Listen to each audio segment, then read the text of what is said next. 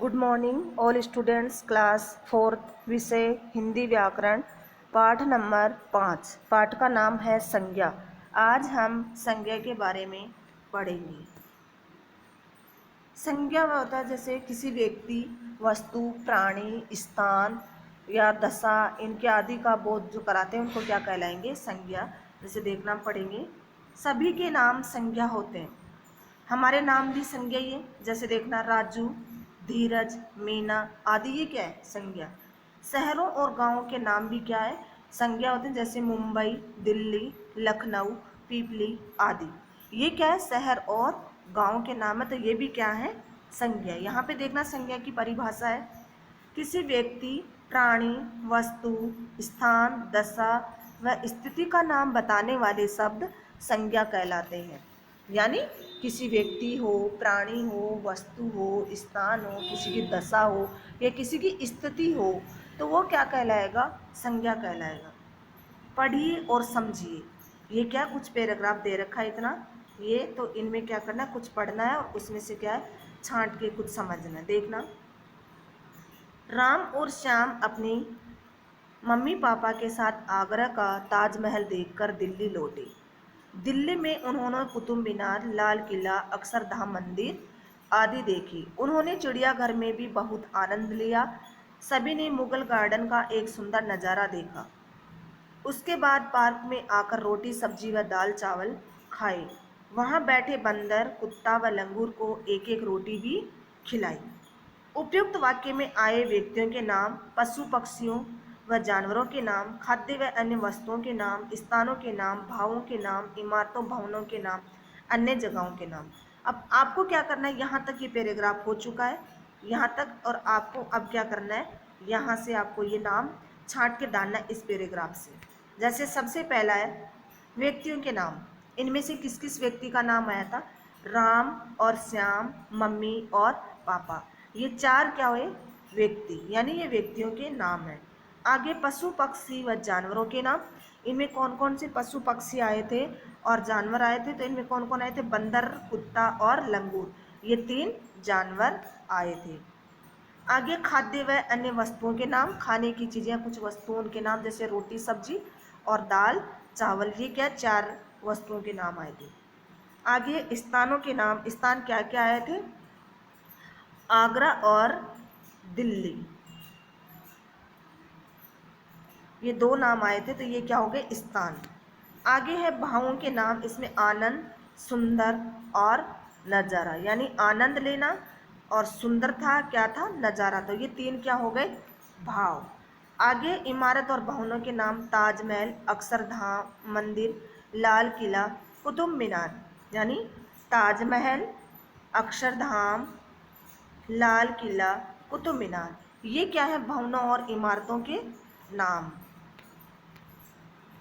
आगे है अन्य जगहों के नाम, पार्क, मुगल गार्डन और चिड़ियाघर, यानी ये चिड़ियाघर, मुगल गार्डन और पार्क, ये क्या है? स्थान, यानी जगह का नाम।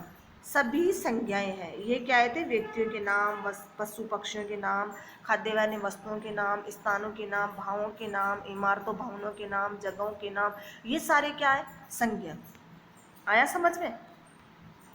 किसी व्यक्ति, वस्तु, प्राणी, स्थान, भाव के नाम को संज्ञा कहते हैं, जो अभी आपको ऊपर समझाया गया था। आगे है संज्ञा के भेद, यानी संज्ञा कितने प्रकार की होती है, संज्ञा के कितने भेद हैं। संज्ञा के प्रमुख 5 भेद हैं। कौन कौन से? व्यक्तिवाचक संज्ञा, जातिवाचक संज्ञा, भाववाचक संज्ञा, द्रव्यवाचक संज्ञा और समूहवाचक संज्ञा। यानी सबसे पहला है व्यक्तिवाचक संज्ञा, दूसरा जातिवाचक संज्ञा, तीसरा भाववाचक संज्ञा, चौथा द्रव्यवाचक संज्ञा और 5वां समूहवाचक संज्ञा।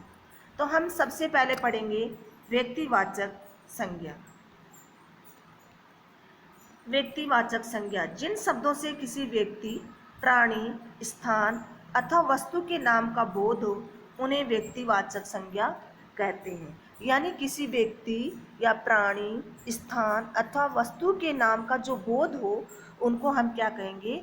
व्यक्तिवाचक संज्ञा। जैसे देखना, महात्मा गांधी किसी व्यक्ति का नाम है, ताजमहल ये किसी स्थान का नाम है। चंद्रमा ये एक क्या है, वस्तु है।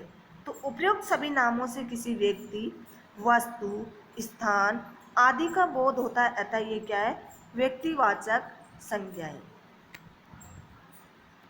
दूसरा है जातिवाचक संज्ञा।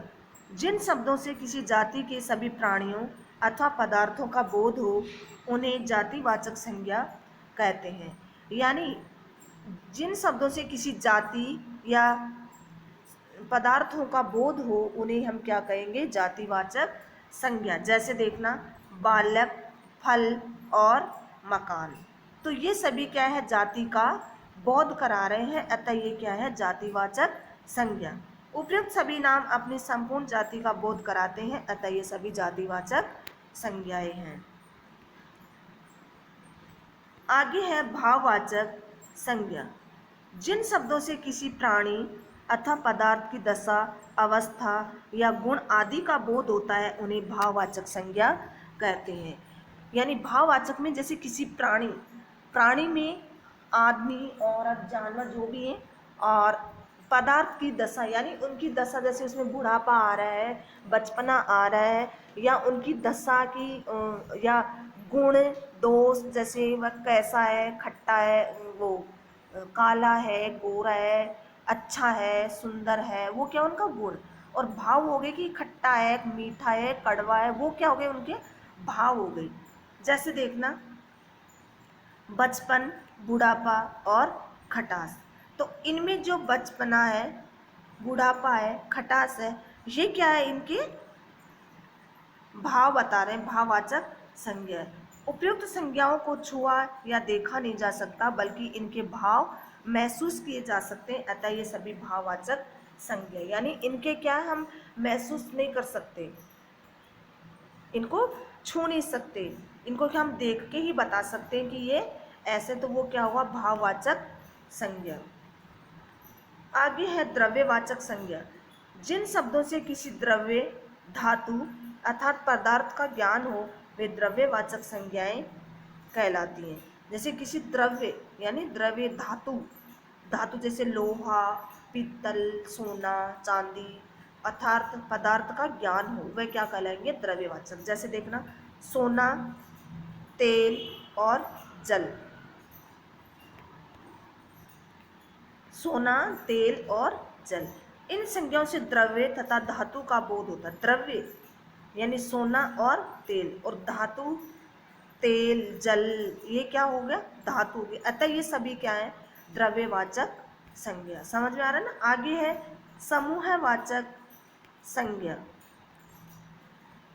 जिन शब्दों से किसी प्राणी या वस्तु के समूह अथवा समुदाय का बोध हो वे समूहवाचक संज्ञा कहलाती। यानी किसी प्राणी या वस्तु को क्या हो, समूह हो, यानी समूह किसको बोलते हैं, एक साथ झुंड जो बोलते हैं, उनका बोध हुए क्या कहलाएंगे, समूहवाचक। जैसे कक्षा, टोली, सेना, यानी कक्षा, टोली और सेना। अब कक्षा में क्या बहुत सारे बच्चे रहते हैं, तो वो क्या हो गया, समूह। टोली जैसे इन बच्चों की एक साथ टोली, ये भी क्या है, एक साथ समूह। ऐसे ही सेना में भी ये बहुत सारे होते हैं, तो ये भी एक क्या हो गया, समूह। उपयुक्त संज्ञा शब्दों से किन्हीं व्यक्तियों के समूह या समुदाय का बोध हो रहा है, अतः ये समूहवाचक संज्ञाएं हैं। एक बार फिर से शॉर्ट में बता देती हूँ। सबसे पहला है व्यक्तिवाचक संज्ञा था, है ना। तो व्यक्तिवाचक संज्ञा वो थी जिन शब्दों से किसी व्यक्ति, प्राणी, स्थान, वस्तु का बोध हो, क्या कहलाएंगे, व्यक्तिवाचक। जैसे महात्मा गांधी, ताजमहल, चंद्रमा। तो महात्मा गांधी क्या हुआ, व्यक्ति, और ताजमहल क्या हुआ, स्थान, और चंद्रमा क्या हुआ, वस्तु, तो वो क्या हुआ, व्यक्तिवाचक संज्ञा। ऐसी जातिवाचक संज्ञा में क्या होगा, किसी जाति के सभी प्राणियों अथवा पदार्थों का बोध हो, जैसे बालक, फल और मकान, ये सभी क्या है, जाति का बोध करा रहे हैं। तीसरा था भाववाचक संज्ञा। इसमें क्या किसी प्राणी या पदार्थ की दशा या अवस्था, गुण दोष इनका पता चलता हो, जैसे बचपन, बुढ़ापा, खटास, ये क्या है, इनको हम क्या कर सकते हैं, महसूस कर सकते हैं, इनको हम छू नहीं सकते, वो क्या कहलाएंगे, भाववाचक संज्ञा। आगे था द्रव्यवाचक। इनमें क्या द्रव्य या धातु का या पदार्थ का ज्ञान हो, द्रव्य और धातु, जैसे सोना, चांदी, पीतल, लोहा, ये क्या हो गए, द्रव्य और धातु हो गए ना।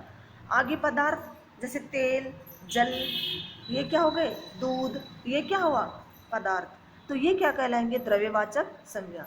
आगे समूहवाचक में क्या होगा, समूह है या समुदाय का बोध हो, यानी एक साथ समूह का होना, वो क्या कहलाएगा, समूहवाचक संज्ञा।